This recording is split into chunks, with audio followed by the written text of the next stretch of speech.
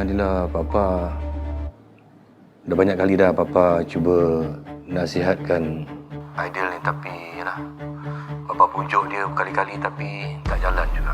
Papa pun tak faham kenapa dia dendam sangat dengan Papa. Kalau dulu masa ni muda, Papa boleh terima dah sebab dia tak matang.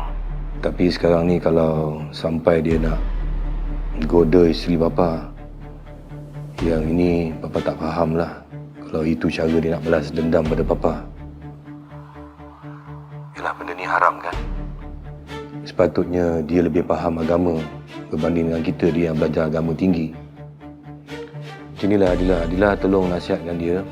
Papa akan nasihatkan dia nak. Tapi Papa tak janji apa-apa lah sebab bila bab anak-anak ni, Papa lemah sikit.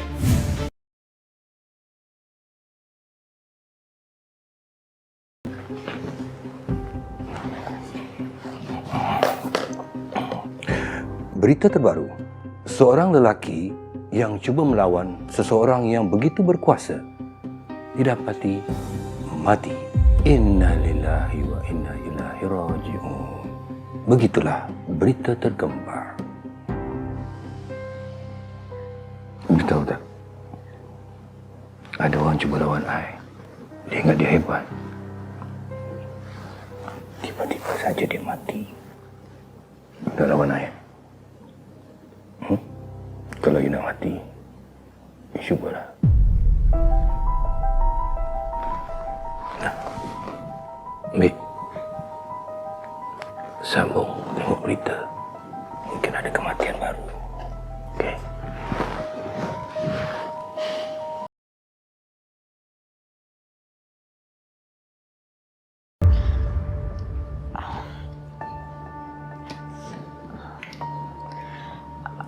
Kak Lia? Ya. Kak Lia tahu tak apa ubat yang boleh hilangkan gatal kat... Badan Datin yang gatal-gatal? Bukan, kat situ. Kadang-kadang nak kencing pun sakit. Macam ada luka. Oh, mungkin darahnya kotor. Tak apa, nanti saya buatkan jamu untuk Datin ya.